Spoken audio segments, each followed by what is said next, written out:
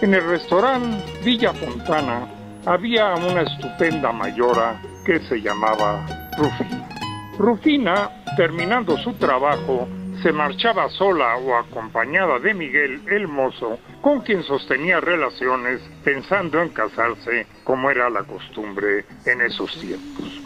Y así fue como Rufina tuvo, sin mayores contratiempos, fuera de la desaparición de Miguel días antes de la fecha de la boda, su primer hijo.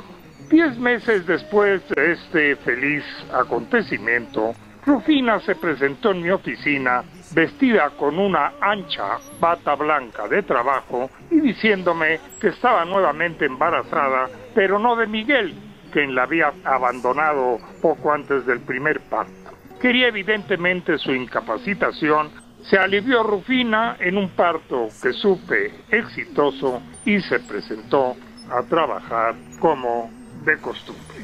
Pasando exactamente otros 10 meses, Rufina, sonriente, se presentó nuevamente en mi despacho, ataviada con la misma bata blanca, notificándome que estaba por dar a luz y pidiéndome una nueva incapacidad y otro préstamo igual al anterior al que me había liquidado. También Rufina tuvo pues su tercer hijo, al igual que los anteriores, sin ningún problema y sin mayores comentarios.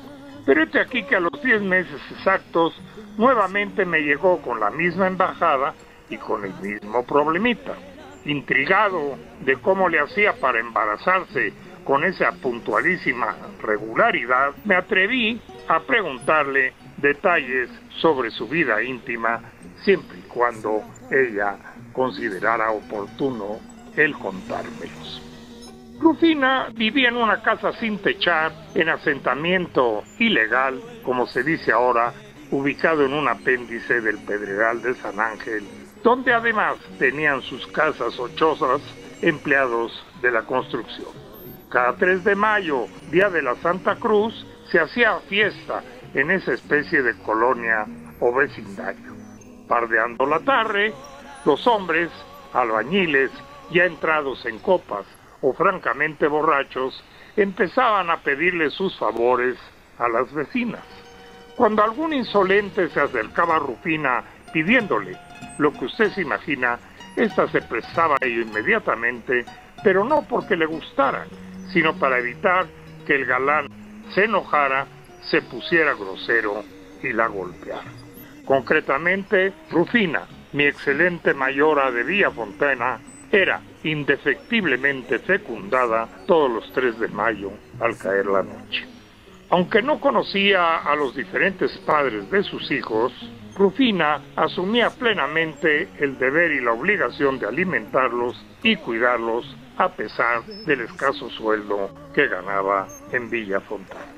En 1967, el regente Uruchurtu, con sus camiones, sus bulldozers y sus hombres, arrasaron con este asentamiento ilegal donde vivía Rufina. Rufina no se presentó a trabajar ni ese día ni el siguiente.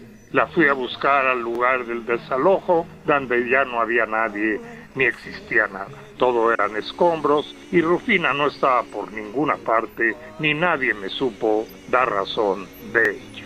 A los 8 días me habló por teléfono y como si nada hubiera pasado, me dijo que estaba bien y que le habían asignado las autoridades un lugar donde podía estar con sus hijos.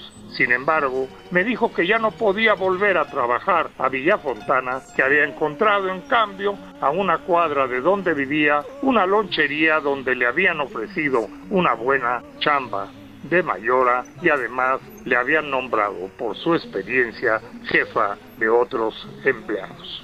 Nunca volví a ver a Rufina. 4 años más tarde de esta historia, me marché a vivir al extranjero durante mucho tiempo.